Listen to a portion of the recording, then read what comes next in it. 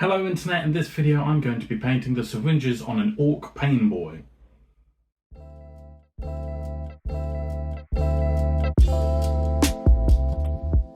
So as I said at the beginning of this video, I'm going to be painting some syringes on the orc painboy and I'm going to be showing you how I do it. I'm planning on making this video a little bit shorter just so it can be a more useful resource to those who want to learn how to do this.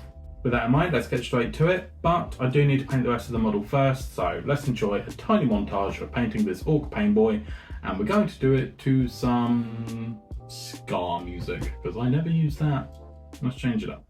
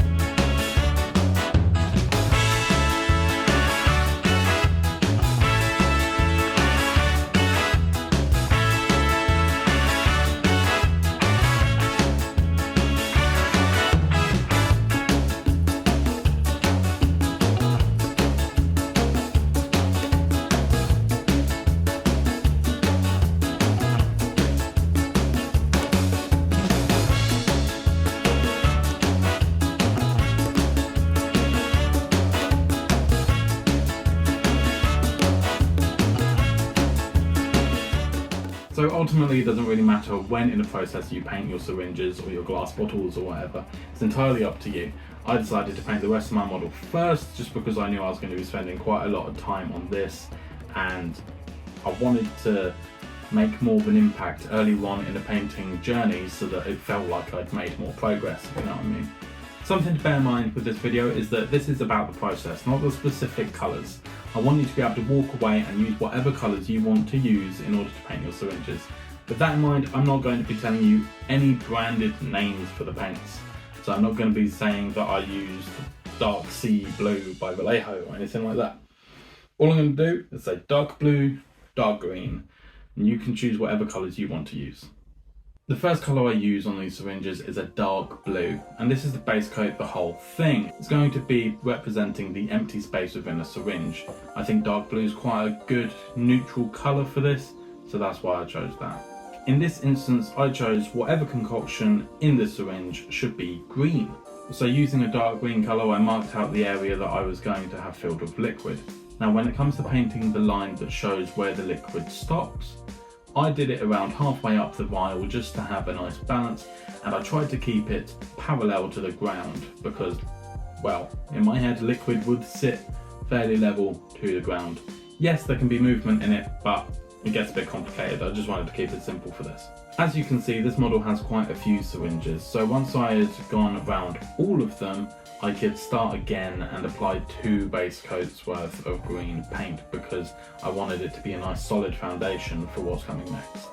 Now I move on to the lighter green, and this is to indicate the shape of the syringe. So I choose an angle to be looking at the syringe from, and then I paint a line running vertically up the liquid area of the syringe with this lighter green. Picking a column where the paint is going to start to get lighter will really help to indicate the shape of the syringe.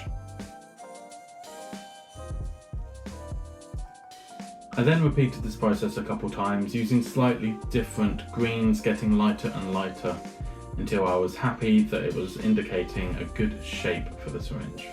It's worth noting that as you cycle through to lighter shades, you should start to concentrate more on the meeting line between the liquid and the air, and if you want to, you can even start to add a few bubbles using this paint.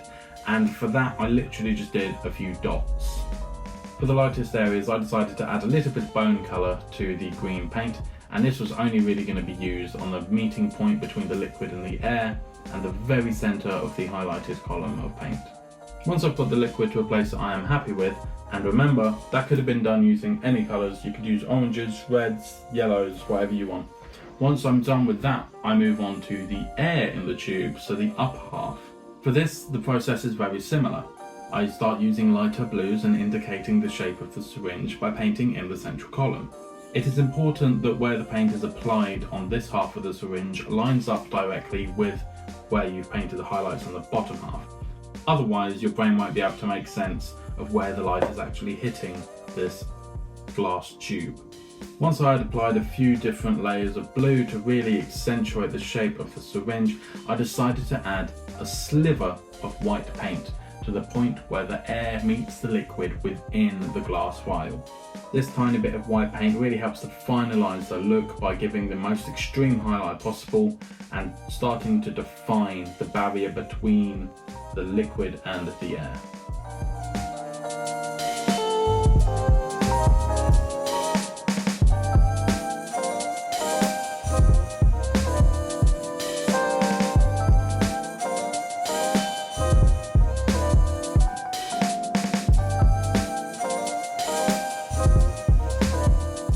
So that's it. I hope you found this technique useful, and I look forward to seeing you guys applying it to some of your own models, whether that's another orc painboy or a space marine apothecary, anyone holding some kind of glass. If you did find this video useful, consider giving it a thumbs up and subscribing to the channel if you want to see more videos like this. And if you're looking to top up on hobby gear, I have a list of links in the description below of things that I use available on Amazon for you guys. If you click those links at no extra cost to you, I will get a tiny kickback from any purchase that you make.